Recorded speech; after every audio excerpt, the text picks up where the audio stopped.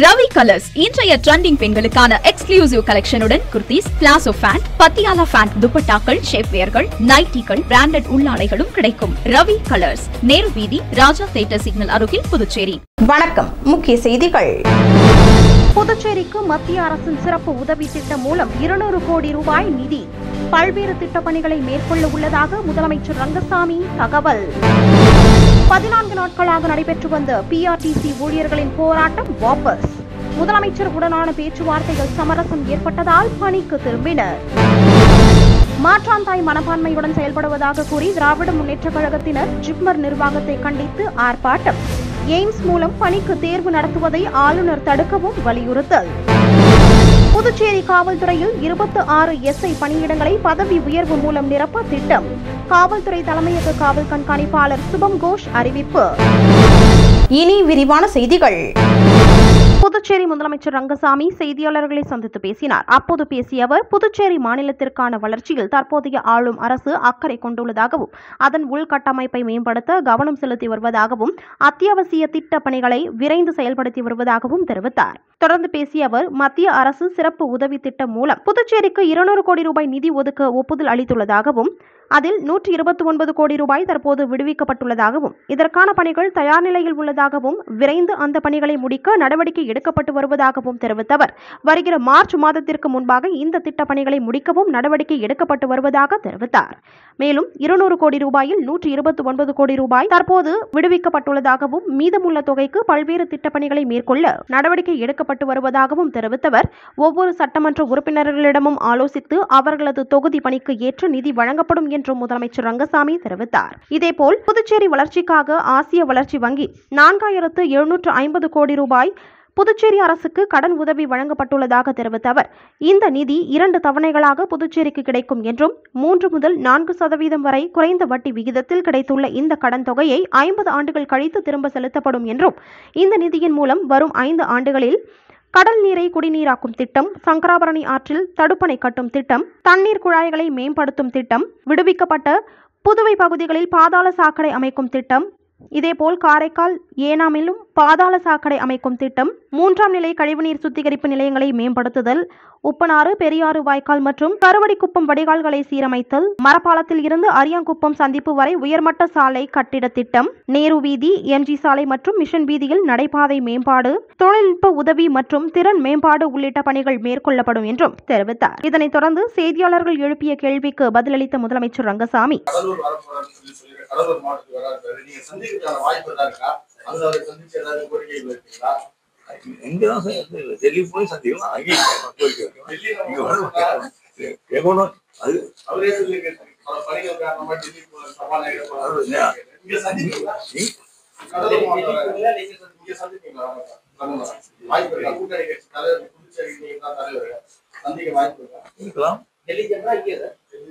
இருக்கலாம். அது ஆமா, அந்த சின்ன ஒரு கழிவு கல்லூரி, அந்த பழைய பைப்பில் கேப் இருந்து, பழைய பைப்பில் கேப் இருந்து அது தண்ணி அந்த கழிவு கலந்து வச்சுட்டு இருந்தேன்.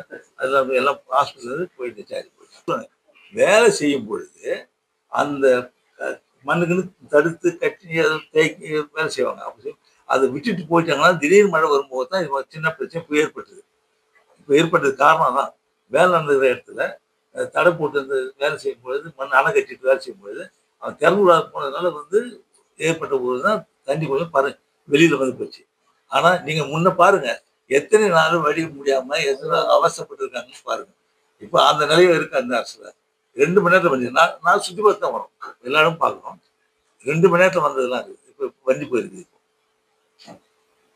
அதனால தேவையான அளவிற்கு அந்த நடவடிக்கைகள்லாம் அரசு எடுத்துட்டார்.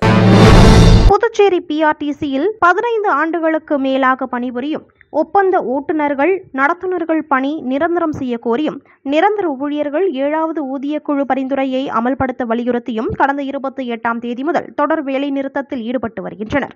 புதுச்சேரி அரசு போக்குவரத்து ஊழியர்கள் போராட்டத்தால் ஆகஸ்ட் 8ஆம் தேதி 14வது நாளாக பேருந்துகள் ஓடவில்லை. இதனால் புதுச்சேரியை சுற்றியுள்ள கிராம மக்கள் பாதிக்கப்பட்டிருந்தனர்.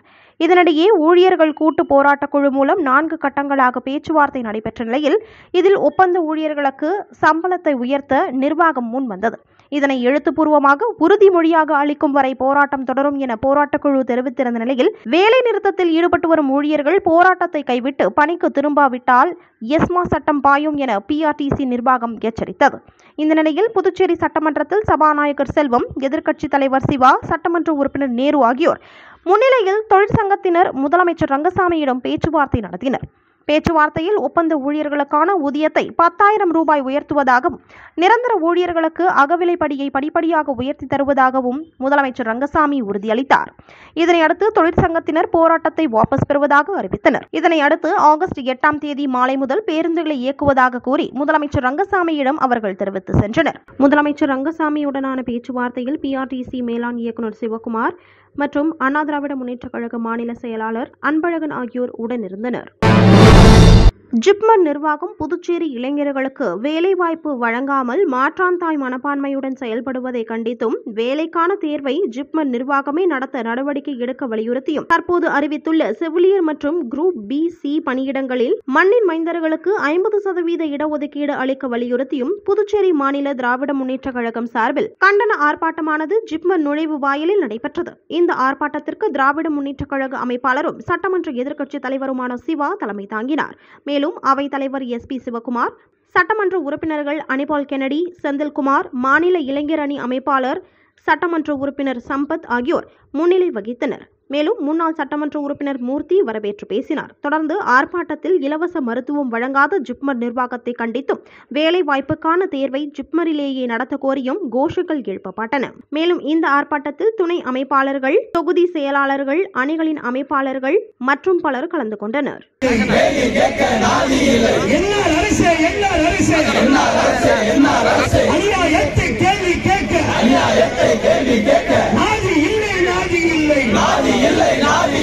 ஆளும் அரசுக்கு நாதி இல்லை.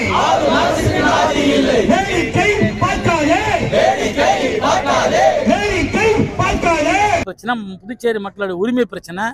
நம்ம கிட்ட இருக்கிற ஒரு உரிமையை நீங்க பறி விடுகிறீங்க. அந்த ஒரு எண்ணம் கூட இல்லாமல் அதை பற்றி கவலையே படாமல் இருக்கிறீங்க. நாங்கள் ஏற்கனவே ஒரு 3 நாளைக்கு முன்னாடி ஒரு அறிக்கை கொடுத்துருந்தோம். அதுக்கான எவிடன்ஸ் எல்லாம் வச்சு கொடுத்துருந்தோம். முதலமைச்சர்கிட்ட சந்தித்து இதை சொல்லியிருக்காங்க. அப்படி இருந்தும் அவர் இது வரைக்கும் இது குரல் கொடுக்கல. இந்த தேர்வு நடந்ததுன்னா இந்த அரசாங்கத்துக்கு மிகப்பெரிய இழுக்கு. இந்த அரசாங்கம் இந்த புதுச்சேரியில் நடக்கிறது வந்து ஒரு மிகப்பெரிய அநீதி அது. ஏன்னா மத்திய அரசினுடைய நிறுவனங்கள் புதுச்சேரி நிறையா இருக்குது. அதில் இருக்கக்கூடிய ஆட்கள்லாம் கூட சி குரூப் ஆட்கள்லாம் வந்து புதுச்சேரி சேர்ந்தவங்களுக்கு வாய்ப்பு கொடுத்துருக்குறாங்க. இந்த ஜிப்மர் இன்றைக்கி வந்து தன்னிச்சையாக அப்படி ஒரு முடிவு எடுத்து எய்ம்ஸ் மூலியமாக அதை நடத்தணும்னு சொல்லும்பொழுது நம்மளுடைய உரிமை பறிபோகுதுன்றதை இந்த அரசாங்கம் உணரணும். முதலமைச்சர் உணரணும். அவரே தான் நலவழித்துறை அமைச்சராக அவர் உணரணும். இந்த கவர்னர் புதுச்சேரிக்கு நல்லது செய்யணும்னு சொல்லிட்டு வந்திருக்கிற கவர்னர் வந்து புதுச்சேரியினுடைய உரிமை ஒன்று ஒன்றா பறி போகிறத அவர் தடுக்கணும். புதுச்சேரி காவல்துறையில் காலியாக உள்ள 26 எஸ்ஐ பணியிடங்கள் பதவி உயர்வு மூலம் நிரப்பப்பட உள்ளது. இதற்கான எழுத்துத் தேர்வு மற்றும் அணிவகுப்பு தேர்வு முறை வருகிற 22 மற்றும் 29ஆம் தேதிகளில் நடைபெற உள்ளதாகவும், இந்த தேர்வுக்கான தகுதி பெற்ற 32 எஸ்எஸ்ஐக்கள் மற்றும் 183 தலைமை காவலர்களின் பெயர் பட்டியல், பாடங்கள், பாடத்திட்டங்கள் மற்றும் தேர்வு முறை குறித்த விவரங்கள் காவல்துறை இணையதளத்தில் வெளியிடப்பட்டுள்ளது. மேலும் பட்டியலில் இடம்பெற்றவர்கள் தேர்விற்கு தயாராக இருக்க வேண்டும் என்றும், பட்டியல் சமூகத்தை சேர்ந்தவர்கள் புதிய ஜாதி சான்றிதழ் சமர்ப்பிக்க வேண்டும் எனவும், தேர்வு நேரம், இடம் பின்னர் தெரிவிக்கப்படும் என்றும், தகுதி பட்டியலில் பெயர் விடுபட்டிருந்தால் காவல்துறை தலைமையக எஸ்பியிடம் முறையிடலாம் எனவும் காவல்துறை தலைமையக எஸ்பி சுபம் கோஷ் வெளியிட்டுள்ள செய்திக்குறிப்பில் கூறப்பட்டுள்ளது. புதுச்சேரி மாநிலத்தில் வளர்ந்து வரும் நீர் விளையாட்டு மற்றும் சாகச விளையாட்டு சுற்றுலா பயணிகளை அதிகமாக கவரும் பொழுதுபோக்கு அம்சமாக உள்ளது. இந்த தொழிலை மேற்கொள்வதற்கு விருப்பமுள்ள படகு சவாரி இயக்குநர்களிடம் இருந்து விண்ணப்பங்கள் பெறப்பட்டு உரிய ஆய்வுகள் மேற்கொள்ளப்பட்டு உரிமம் வழங்கப்பட்டு வருகிறது. தற்போது 8 படகு சவாரி இயக்குநர்களின் உரிமங்கள் புதுப்பிக்கப்பட்டுள்ளது. 21 புதிய நபர்களுக்கு படகு சவாரி உரிமம் வழங்கப்பட உள்ள நிலையில் 7 நபர்களின் விண்ணப்பங்கள் பரிசீலனையில் உள்ளன. மேலும் அதிக எண்ணிக்கையிலான படகு சவாரி இயக்குநர்கள் இந்த தொழிலில் ஈடுபட்டு வருவதால் அனைவருக்கும் சம வாய்ப்பு மற்றும் வருவாய் ஏற்படுத்தும் வகையில் படகு சவாரி இயக்குதலை ஒழுங்குபடுத்துவதற்காக படகுகளுக்கு வண்ண அடையாளம் வழங்குவதற்கு உத்தேசிக்கப்பட்டுள்ளது. இதன் அடிப்படையில் படகு சவாரிகள் மேற்கொள்ள இயக்குநர்கள் அறிவுறுத்தப்பட்டுள்ளனர். படகு சவாரி இயக்குநர்களுக்கு உரிய வழிகாட்டுதல் அடிப்படையில் அரசின் ஒப்புதல் பெறப்பட்டு படகுகளை இயக்குவதற்கான உரிமம் சுற்றுலாத்துறை அமைச்சர் முன்னிலையில் முதலமைச்சர் ரங்கசாமி வழங்கினார். இந்த நிகழ்ச்சியில் சபாநாயகர் செல்வம், அண்ணா திராவிட முன்னேற்றக் கழக மாநில செயலாளர் அன்பழகன் உட்பட பலர் உடனிருந்தனர். காசிக்கு வீசம் மிகுந்த திருக்காஞ்சி அருள்மிகு கங்கை வராகநாதீஸ்வரர் கோவிலில் ஆகஸ்ட் 7ஆம் தேதி மங்கள வராகிக்கு சிறப்பு யாக வேள்வி நடைபெற்றது. இந்த யாக வேள்வியினை ஜப்பான் நாட்டை சேர்ந்த சிவ ஆதீனம் என்கிற ஆதீன குரு மகா சன்னிதானமும் அவருடைய சீடர்களும் ஜப்பான் நாட்டில் இருந்து வருகை தந்து இந்த விழாவில் சிறப்பாக கலந்து கொண்டு உபயமாக ஏற்று நடத்தினர். இந்த நிகழ்ச்சியில் திருக்காஞ்சி கிராமவாசிகள், பெரியோர்கள், ஆன்மீக அன்பர்கள், பொதுமக்கள் என அனைவரும் கலந்து கொண்டு விழாவினை சிறப்பித்தனர். மேலும் இந்த நிகழ்ச்சிக்கான ஏற்பாட்டினை தலைமை அர்ச்சகர் சரவணன் சிவாச்சாரியார் மற்றும் திருக்காஞ்சி கிராமவாசிகள் வெகு சிறப்பான முறையில் செய்திருந்தனர். புதுச்சேரி முதலமைச்சர் ரங்கசாமி கியா, மாருதி சுசுகி நிறுவனத்தின் இன்விட்டிகோ என்ற 2 சொகுசு கார்களை பயன்படுத்தி வருகிறார். இந்த நிலையில் தற்போது 2 புதிய சொகுசு கார்களை வாங்கியுள்ளார். அதன்படி 1,40,00,000 ரூபாய் மதிப்புள்ள வால்வோ சொகுசு கார், 71 லட்சம் மதிப்புள்ள கியா கார் என 2 கார்களை வாங்கியுள்ளார். இந்த கார்கள் ஆகஸ்ட் 7ஆம் தேதி முதலமைச்சர் ரங்கசாமியின் ஆஸ்தான குருவான அப்பா பைத்தியசாமி கோவிலுக்கு கொண்டு வரப்பட்டன. அங்கு நடைபெற்ற சிறப்பு பூஜையில் முதலமைச்சர் ரங்கசாமி கலந்து கொண்டு சுவாமி தரிசனம் மேற்கொண்டார். அதனைத் தொடர்ந்து அவர் புதிய சொகுசு காரில் ஏறி புதுச்சேரி நகர் பகுதியில் வலம் வந்தார். புதுச்சேரி பள்ளி கல்வித்துறை இணை இயக்குனர், முதன்மை கல்வி அதிகாரிகள், துணை இயக்குநர்கள் மற்றும் வட்ட துணை ஆய்வாளர்களுக்கு துணை இயக்குனர் காவேரி அனுப்பியுள்ள சுற்றறிக்கையில், புதுச்சேரி யூனியன் பிரதேசத்தில் உள்ள அரசு நிதியுதவி பெறும் பள்ளிகள் மற்றும் அங்கீகரிக்கப்பட்ட தனியார் பள்ளிகளில் பணிபுரியும் திறமையான ஆசிரியர்களுக்கு பள்ளி கல்வித்துறை வழங்கும் மாநில நல்லாசிரியர் விருது திட்டத்தை ஆய்வு அதிகாரிகள், பள்ளி தலைவர்கள் அறிந்திருக்க வேண்டும் என்றும், ஆசிரியர்களை கௌரவப்படுத்தும் நோக்கில் இந்த விருதுகள் வழங்கப்படுவதாகவும் கூறப்பட்டுள்ளது. மேலும் 2024ஆம் ஆண்டு டிசம்பர் 31ஆம் தேதிக்குள் 15 ஆண்டுகள் கற்பித்தல் அனுபவம் உள்ள வகுப்பு ஆசிரியர்கள், 20 ஆண்டுகள் கற்பித்தல் சேவை கொண்ட தலைமை ஆசிரியர்கள் பள்ளி முதல்வர் விருதுக்கு விண்ணப்பிக்க தகுதியுடையவர்கள் என்றும் கூறப்பட்டுள்ளது. மேலும் பள்ளி தலைவர்கள் தகுதியான ஆசிரியர்களை கண்டறிந்து உரிய ஆய்வு அதிகாரிகளுக்கு பரிந்துரைக்க வேண்டும் எனவும், பரிந்துரைக்கப்பட்ட படிவத்தை முறையாக நிரப்பி சம்பந்தப்பட்ட ஆய்வு அதிகாரிகளுக்கு பரிந்துரைக்க வேண்டும் என்றும், பள்ளி தலைவர்கள் ஆய்வு அதிகாரிகளிடம் பரிந்துரைகளை சமர்ப்பிக்க வருகிற 18ஆம் தேதி கடைசி நாளாகும் என்றும் குறிப்பிடப்பட்டுள்ளது. மேலும் மாவட்ட குழுவிடம் ஆய்வு அதிகாரிகள் பரிந்துரையை சமர்ப்பிக்க 20ஆம் தேதி கடைசி நாளாகும் என்றும், மேலும் மாவட்ட குழுவால் மாநில தேர்வு குழுவுக்கு பரிந்துரைகளை சமர்ப்பிக்க 22ஆம் தேதி கடைசி நாளாகும் என்றும் அந்த செய்திக்குறிப்பில் கூறப்பட்டுள்ளது.